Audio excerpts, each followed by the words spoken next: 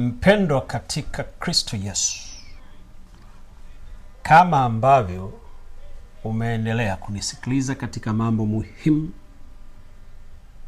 ambayo nimekabidhiwa na Kristo Yesu kukufikishia, ningependa ujipe muda tena usikilize jambo hili muhimu lenye uwezo wa kubadilisha mtazamo wako na kukuweka katika hali nzuri ya kumrudishia heshima na utukufu Yesu Kristo, Mungu aliye hai, na kufahamu ni namna gani unatakiwa kupokea kipawa cha Roho Mtakatifu na umuhimu wa kipawa cha Roho Mtakatifu. Mungu aliye hai, Baba mtakatifu, katika jina la Yesu Kristo ambaye ni Bwana na Mwokozi wa maisha kila binadamu anayemtii, naomba unipatie utulivu wa kipekee ninapoleta hizi habari mbele za binadamu wenzangu. Mpendwa katika Kristo Yesu, napenda ufahamu kuwa Bwana wetu mpendwa Yesu Kristo ni mtakatifu aliyerisishwa vitakatifu na Baba mtakatifu ambaye ndiye Mungu wa pekee na wa kweli.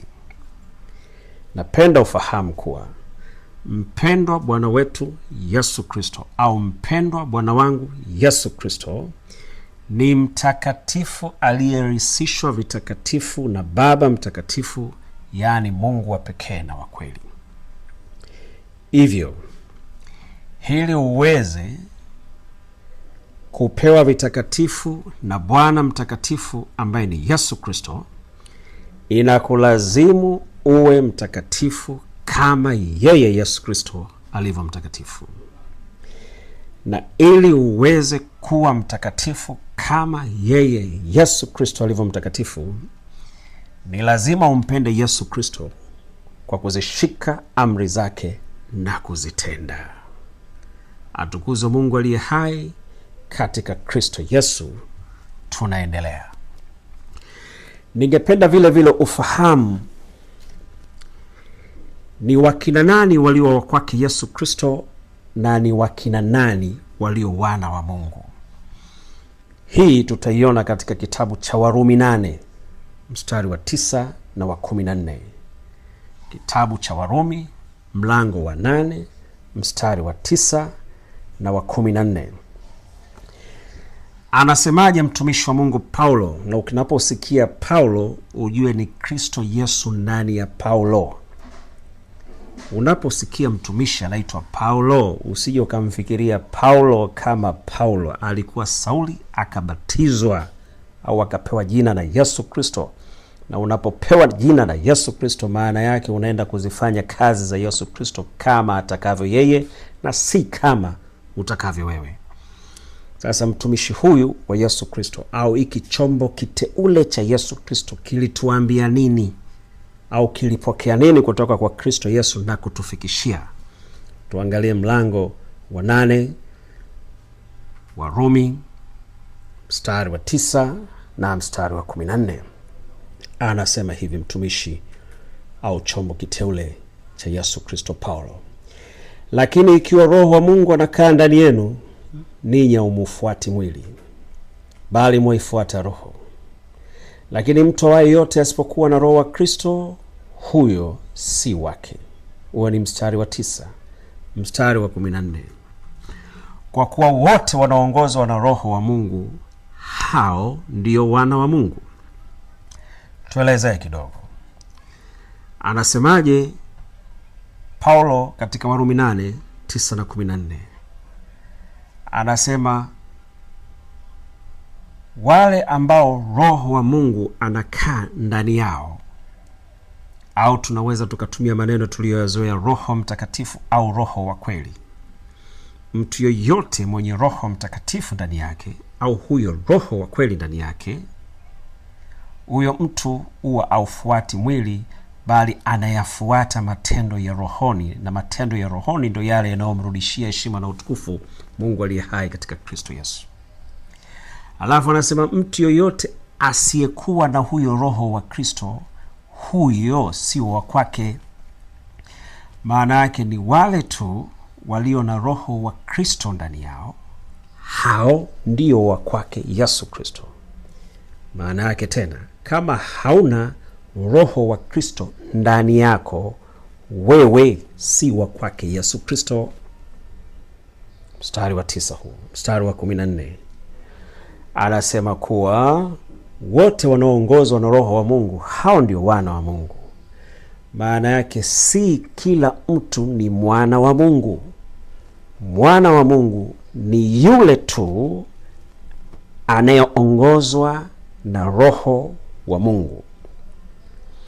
Kwa hiyo napata haki ya kuitwa mwana wa Mungu ikiwa nitakuwa naongozwa na roho wa Mungu.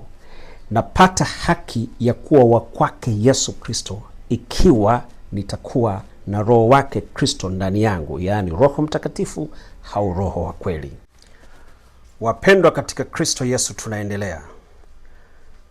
Kwa kuwa tumeona kwa pamoja kuna umuhimu mkubwa sana wa mtu kuwa na kipawa cha Roho Mtakatifu. Hivyo ni vyema mtu akafahamu anatakiwa kufanya nini ili aweze kupokea kipawa cha Roho Mtakatifu. Hii ni kama ile ambayo tunaifahamu, ambayo inasema nifanye nini ili niweze kurithi uzima wa milele. Sasa hivi tunasema nifanye nini ili niweze kupokea kipawa cha Roho Mtakatifu, ambacho nikisha kuwa nacho nitaishi kitakatifu kama Kristo Yesu anavyotaka, na nitakuwa ninajihakikishia kuwa na uzima wa milele sasa na baadaye. Sasa swali hili la nifanye nini ili niweze kupokea kipawa cha Roho Mtakatifu, Yesu Kristo alikwisha tueleza katika kitabu cha Yohana Mtakatifu mlango wa 14 mstari wa 15 mpaka wa 17. Aliwaeleza wanafunzi wake akiwaambia katika mstari wa 15, 16 na 17, Yohana Mtakatifu 14, mkinipenda mtazishika amri zangu, nami nitamwomba Baba, naye atawapa msaidizi mwingine ili akae nanyi hata milele, ndiyo Roho wa kweli. Yesu Kristo aliwaambia hivi wanafunzi wake, mkitaka niwapatie au niwaombee kwa Baba msaidizi mwingine wa kukaa nanyi hata milele, ambaye ndiye Roho wa kweli, mnalazimika kunipenda kwa kuzishika amri zangu na kuzitenda.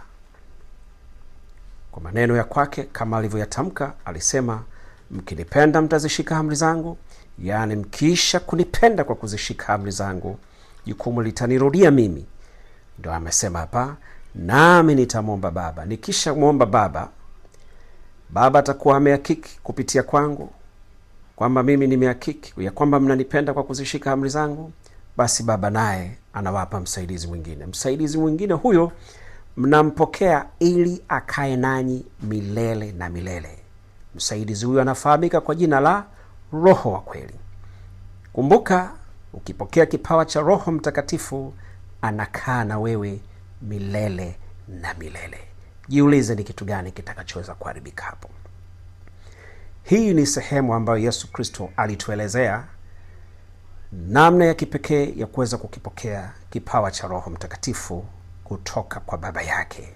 Ni lazima tumpende kwa kuzishika amri zake na kuzitenda. Mtumishi wake namba 1,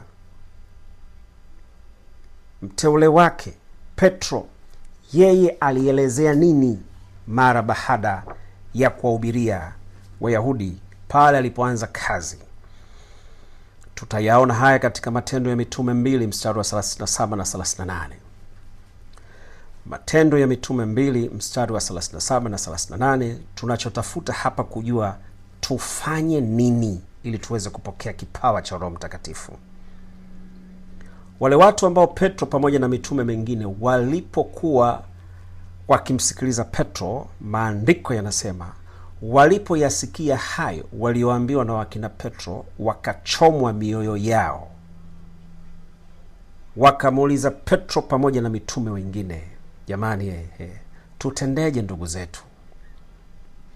Petro akawajibu akawaambia, tubuni mkabatizwe kila mmoja kwa jina lake Yesu Kristo. Tubuni mkabatizwe kila mmoja kwa jina lake Yesu Kristo. mkishatubu na kubatizwa kila mmoja kwa jina lake Yesu Kristo, mtapata ondoleo la dhambi zenu. Mkishapata ondoleo la dhambi zenu, mtakuwa na haki ya kupokea kipawa cha Roho Mtakatifu. Mstari wa 37-38 na usoma kama ulivyoandikwa. Walipoyasikia hayo, wakachomwa mioyo yao, wakamwambia Petro na mitume wengine, tutendeje ndugu zetu? Petro akawaambia, tubuni mkabatizwe kila mmoja kwa jina lake Yesu Kristo. Tubuni mkabatizwe kila mmoja kwa jina lake Yesu Kristo, mpate ondoleo la dhambi zenu, nanyi mtapokea kipawa cha Roho Mtakatifu. Kwa hiyo jambo la kwanza, unatubu. Jambo la pili, unahakikisha umebatizwa kwa jina la Yesu Kristo. Jambo la tatu, unaondolewa dhambi zako. Jambo la nne, unapokea kipawa cha Roho Mtakatifu tayari kwa ajili ya kumrudishia heshima na utukufu Mungu aliye hai katika Kristo Yesu. Yaani ukishapata ondoleo la dhambi, unakuwa ni mtakatifu, mwenye haki ya kupokea kilicho kitakatifu kutoka kwa Mungu wa pekee na kweli na Kristo Yesu, yaani kipawa cha Roho Mtakatifu. Yaani nasema hivi, ni mtakatifu kwa mtakatifu. Aliondolewa dhambi, ametakaswa, amekuwa mtakatifu, kwa hiyo ana haki ya kupewa kipawa cha Roho Mtakatifu. Hii ni namna ya pili iliyo wazi, iliyoelezwa na Petro, kama ile ya kwanza iliyoelezwa na Bwana wetu mpendwa Yesu Kristo. Kumbuka, tubu, batizo kwa jina la Yesu Kristo. Yaani unapokuja kubatizwa, ni lazima jina la Yesu Kristo litamkwe. Mungu uliye hai, kwa jina la Yesu Kristo Nazareti, naomba upokee heshima na utukufu sasa na hata milele. Amen.